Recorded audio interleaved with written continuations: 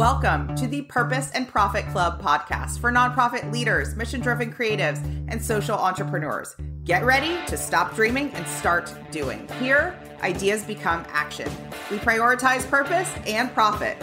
You ready? Let's go. Maybe you've heard me talk about the 4-day work week. Maybe you've seen that in a couple of blogs or articles that have caught your eye lately. Or just this idea of working less than 40 hours a week. Today, I want to talk about a flavor of that I've noticed in my own life, a little bit of a habit, a little bit of like slipping back into old habits, and some ways that we can intentionally recalibrate, like the Monday through Friday, 8 to 5, 9 to 5, whatever it is your typical work hours look like, and inject a couple of things. Inject a more successful and optimal work environment. And of course, I would love if you can work less hours and accomplish more, which you can. So today we're going to start with this idea of the 4-day work week and some of the common mistakes that I see people make when they decide they want to work towards this or start doing this. Okay. The first thing is Friday. They always make the day off Friday. If you've listened to the podcast, if you've been on any of my live webinars or workshops before, you might have heard me say, break the rules. This is a rule to break. Don't assume that a 4-day work week means that you have to work Monday through Thursday and Friday is your day off. Of course, you can take Friday off if you want to, but here's what happens with waiting until Friday. Waiting until Friday sort of presupposes the idea that if I finish everything I'm supposed to do, then I get to take Friday off, which inevitably sort of leads this like domino effect of things filtering and getting clunked on your calendar and added to your to-do list on Friday, because there's a lot of stuff to do and it feels really hard to finish it all. So the first thing I want to offer is you don't have to wait until Friday to take the day off. You can take Tuesdays off. You could take a Wednesday off, right? The second thing is you can do a half day. So you can decide that there's one day a week that you work a half day and give yourself some spaciousness to do whatever you want that is not work related in that half a day. So I want to just open your mind to some ideas of what does a different and more optimal and more just better work week look like, and kind of starting to unlearn some of the ways that we've been taught that a work week has to look, and decide with purpose on how you want to make your work week look instead. One of the things that I've started doing since, I say early this year, pretty early on in the year, was no meeting Wednesdays. No meeting Wednesdays. That means right now, my calendar is blocked off on Wednesdays. I actually work on Wednesdays, but there are no meeting slots available. I do not book meetings. I do not see clients on Wednesdays. It is an open day in my calendar, and that has been really, really helpful for me, because what I was noticing that I was doing is I was clunking focus work or clunking project work where I needed some focused time on Fridays, or I was putting them basically randomly whenever my schedule would fit. And no meeting Wednesdays was a way to give myself uninterrupted time where I knew I didn't need to hop on a Zoom call. I'm not teaching. I don't have any coaching, like it's free.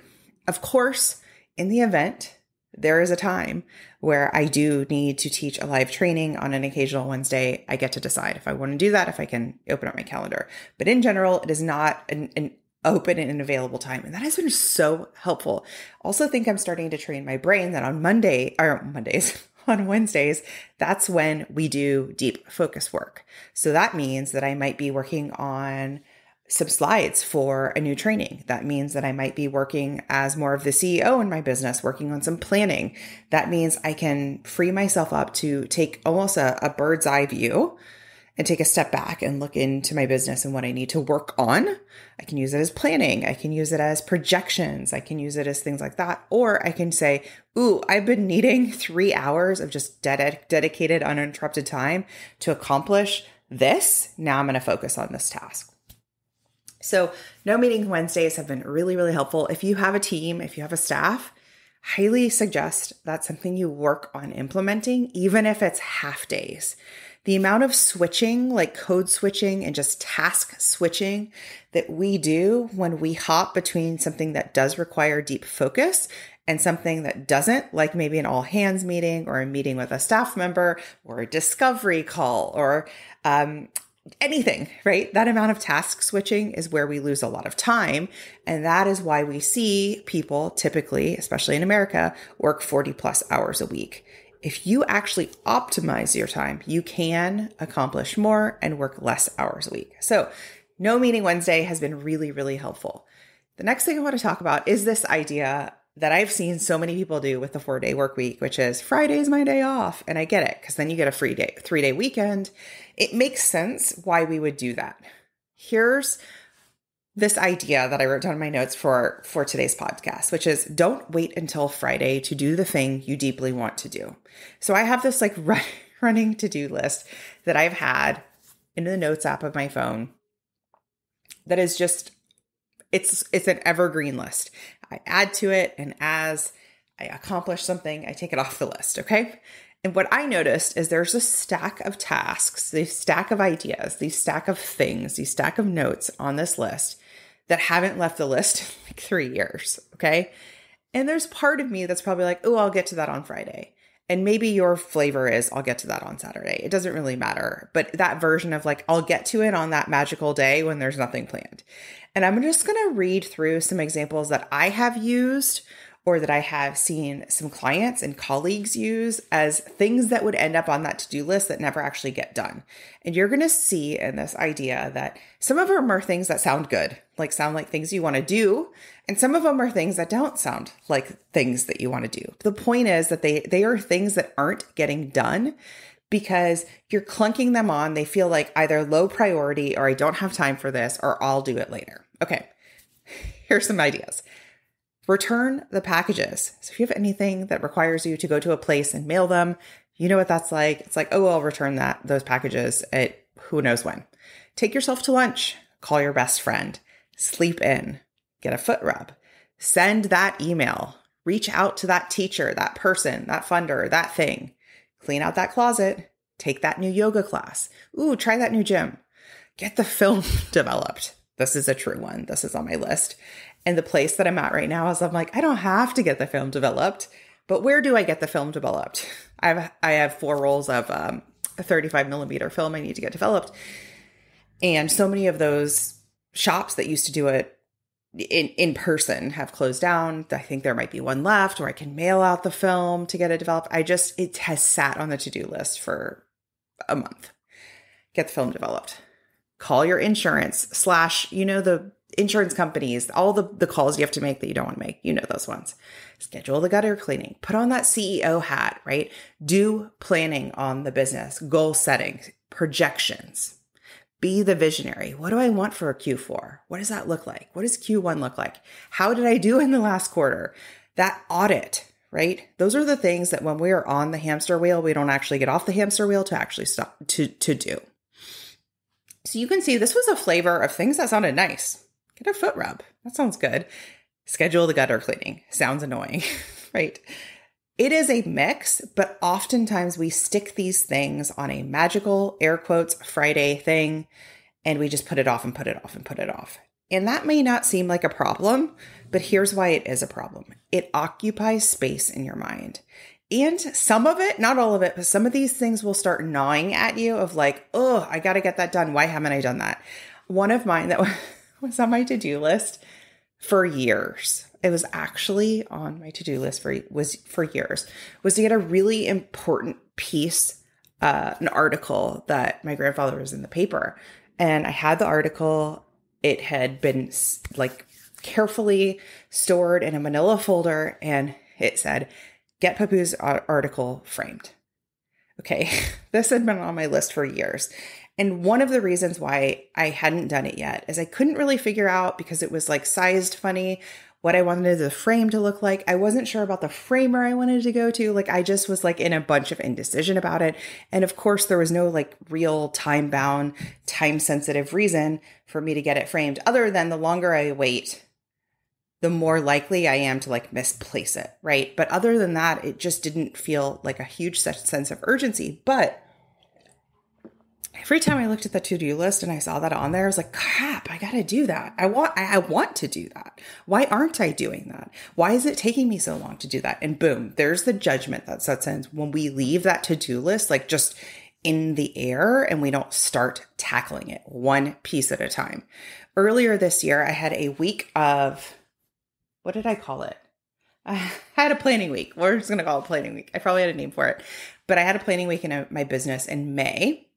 And I use that as a way to see where I've been. So like check Q1 and Q2 and plan for Q3 and Q4. And I gave myself a week. It was actually 4 days. And I left that as no client meetings. And it was a really, really productive week because I wasn't working in the business, right? And I wasn't doing any teaching. I had no live anything that week. So it was really productive. And that was the week I framed the article. I'm staring at it right now.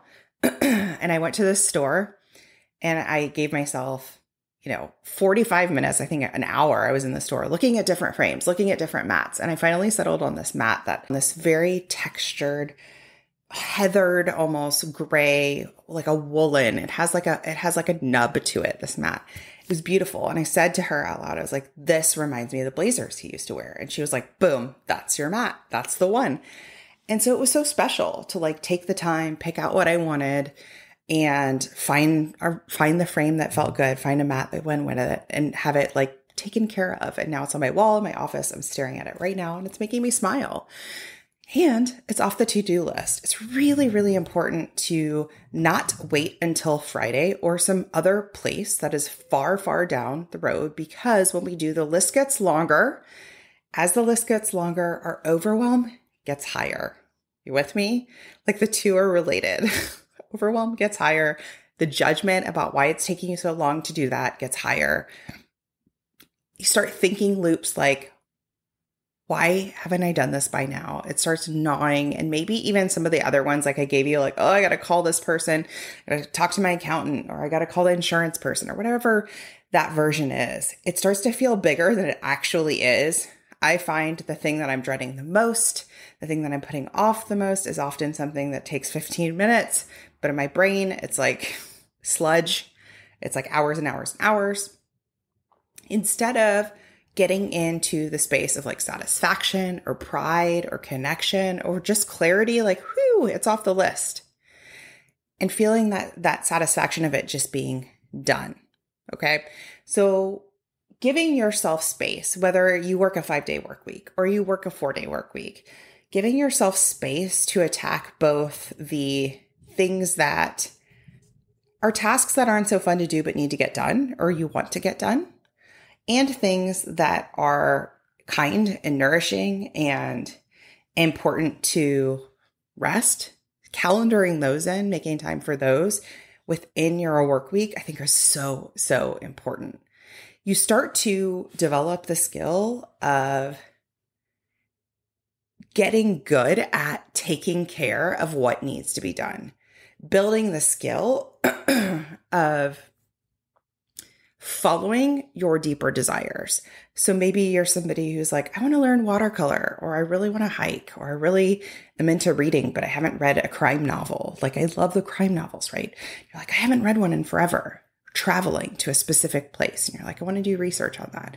Take yourself out for coffee once a week and start giving yourself space to do that. And the weirdest thing happens when you do that. When you do that, and it has nothing to do with work or mission or what you're working on or anything like that, spending time doing that stuff that is like a deep desire, but also a needling thing you've been thinking about, somehow I find that when I do those things, I'm more focused and more successful at the other stuff. So getting that picture framed wasn't about getting that picture framed. It was about it just being like, whew, done and enjoying it, right? And it was about like, oh yeah, I can do this. And it was about it getting it out of my mind and out of the space of like minutia of the loop. Same thing with like trying new things, signing up for a watercolor class, trying a new gym, like whatever the thing is, start to actually build that muscle of a couple things, of trying new things, of building that muscle of like following your gut and your intuition of like, ooh, I kind of want to try that. What'll that be like? It starts to make you really humble and good at maybe failing or not being so good at something the first time. I was talking to my son about this the other day of like the first time you do anything, kind of generally not so good at it. And so it's really important, especially as an adult, that we give ourselves opportunities to not be good at this thing so we can show ourselves like, oh yeah, I can stair step my way there, right? And how you do one thing kind of translates to your work life, your organizational life. And it's like, oh yeah, I can stair step how I am at fundraising. I can stair step how I am and how I show up in discovery meetings. I am improving each day. It's like the two start to be parallel pieces. Instead of, what I don't want you to do is build the skill of delaying and getting really, really good at kicking the can further down the road and getting really good at doom scrolling and getting really good at telling yourself you don't have time to do it anyway and getting really good at white knuckling it to deadlines, right? I'd rather you get really good at saying every Wednesday, I take no meeting Wednesdays. And on no meeting Wednesdays, I work solely on big picture projects and things that require focus. Or every Friday, I take myself out to coffee and I read those crime novels, or I do some research on my next place I want to travel to. Build on this idea of habit stacking. So whenever you're trying to start a new habit, there's lots of books out there about habits and habit stacking, but it's really, really helpful to like put a new habit, like a sandwich, in between two habits that already exist, okay? Maybe that's why I don't love Fridays as the day off, because it just kind of Thursday bleeds into Friday, and Friday becomes the catch-all for everything you didn't do on Thursday, right? Versus taking a Wednesday off or taking a half day on Thursdays or something like that, where it's like, it's in between the habit, the sandwich of the rest of the work week. Okay. So that's one way that you can look at it. If you're saying to yourself, I don't even know where to start with my to-do list, because my to-do list is both personally and professionally, and maybe there's some self-care on there or some rest on there, or recreational, extracurricular things on there. I don't even know where to start. There's too many different options. There's too many places to go. What I would say is I would calendar in like a block, like 2-3 hours, or at least an hour on a specific day a week where you're like, boom, we're going through that list.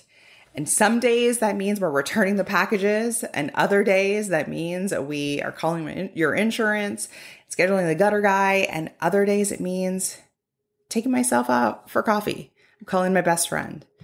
I'm planning for the next quarter, just so you can start to get in the habit of that ritual. Because I think that frantic, frazzled, overwhelmed energy that starts to creep in beginning of the year, maybe it starts to creep in fall, right? Is when the list gets longer instead of shorter. And it gets longer when we loop.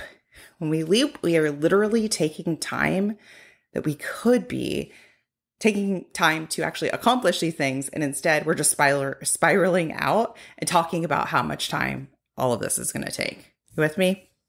As we wrap up this episode, here's what I want you to think about. I want you to think about setting some priorities that you're leaving on your to-do list.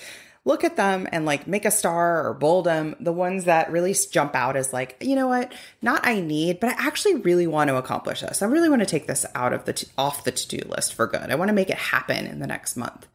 Then break it down into some smaller steps or chunks. So if it requires you to like do any research or get on the phone or call the right person or ask for a referral, break it down into those steps so it doesn't feel so overwhelming. The next step I want you to take is embrace imperfection. Okay.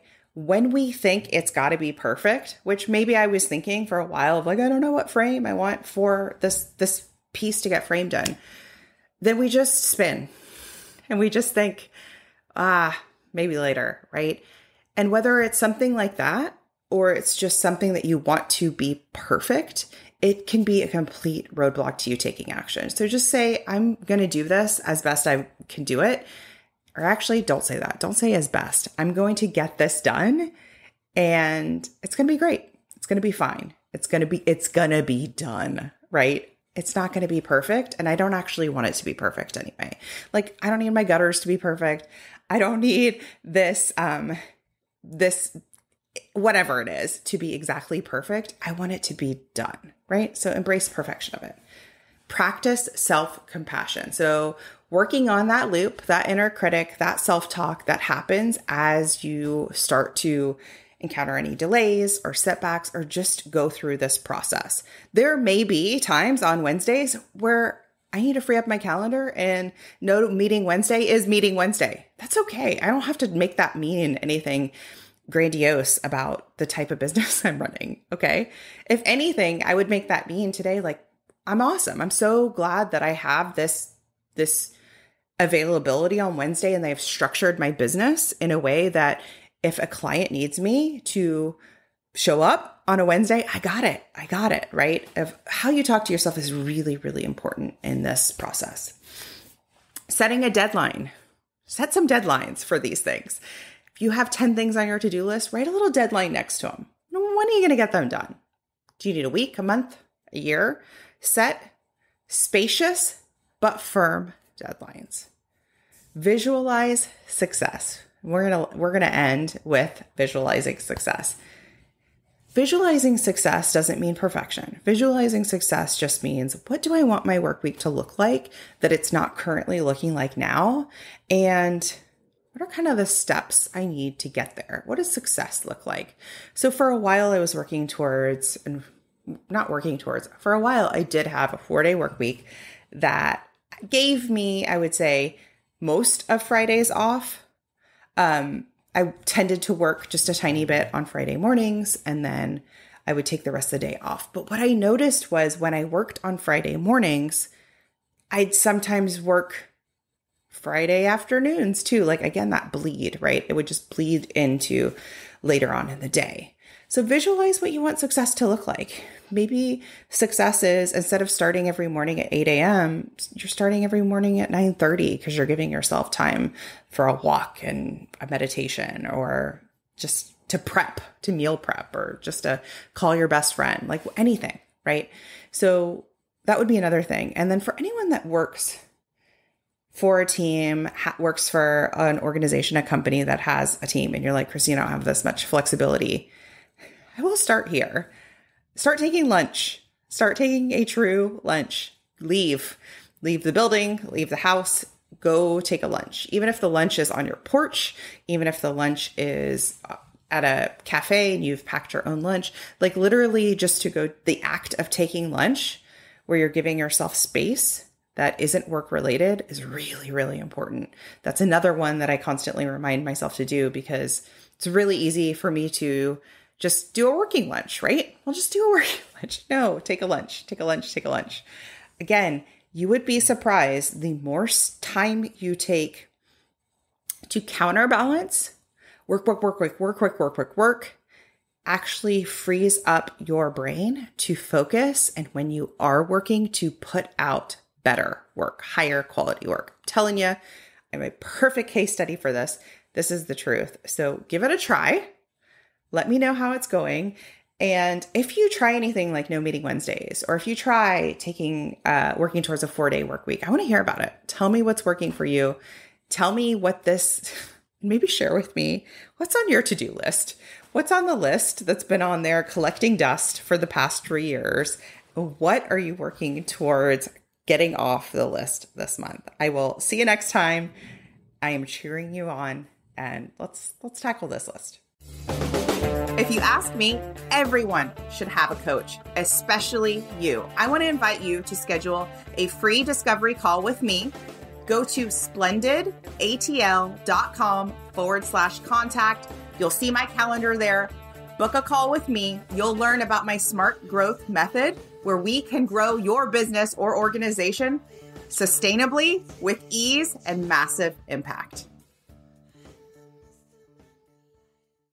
Think you've reached out to everyone in your network? Are you out of ideas to get noticed and get funded? I hear you. That's why I'm giving you a chance to steal my prospect list. Yes, you can generate leads for your nonprofit or impact-driven business. Grab my mini training and list delivered to your inbox instantly. Go to splendidcourses.com/prospect.